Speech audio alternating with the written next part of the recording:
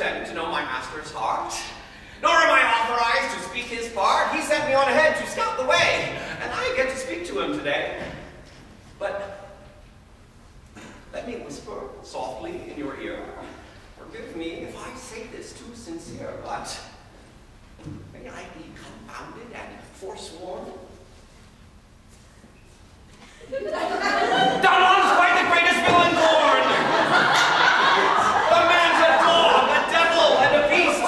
A heretic at the most very least. He doesn't feel for heaven or for hell.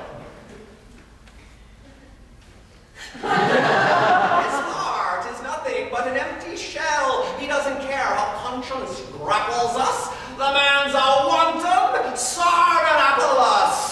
Instead of thoughts of heaven which secure us, the man lives like the swine of Epicurus. No cry, complaint, nor sliver of remonstrance can cause the slightest quiver to his conscience. You say he wed your mistress. Fancy that. He would have wed your wife, your dog, your cat. And if he thought it might so serve his health, he fetched the preacher and wed you yourself. It costs him nothing to contract a marriage. He cares not how you might decry, disparage. He'll wed each woman, bourgeois, lady, peasant. No female, fit or fat, he won't find pleasant, as long as he might tickle on their drum. He'll marry them however they might come.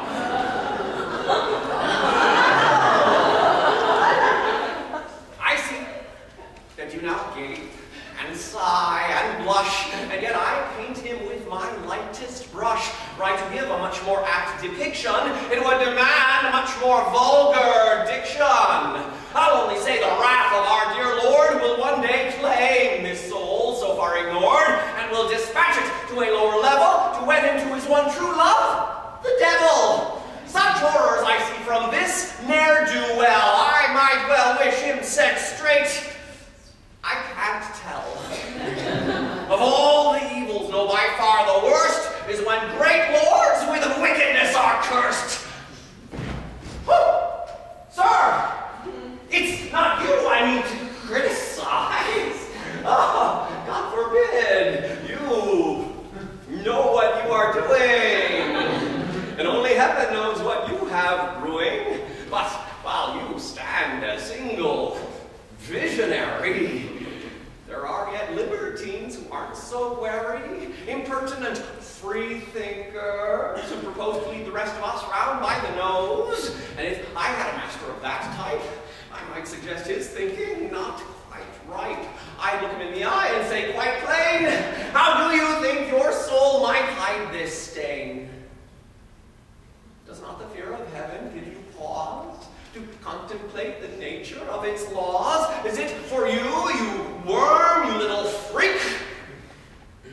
It's of this other master that I speak.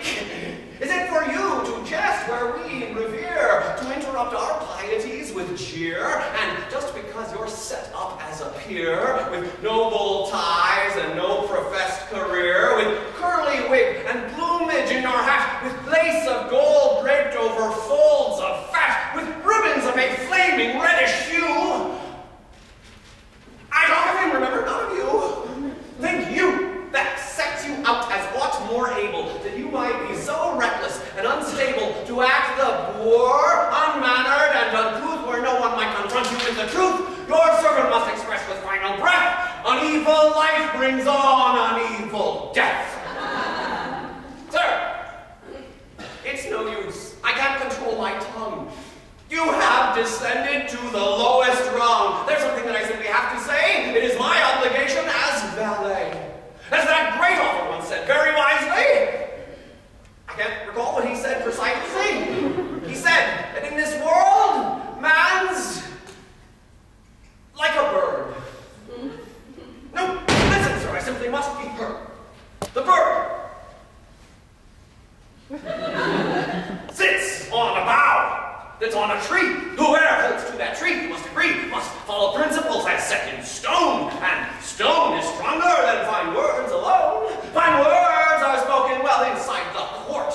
And from the court, the courtiers export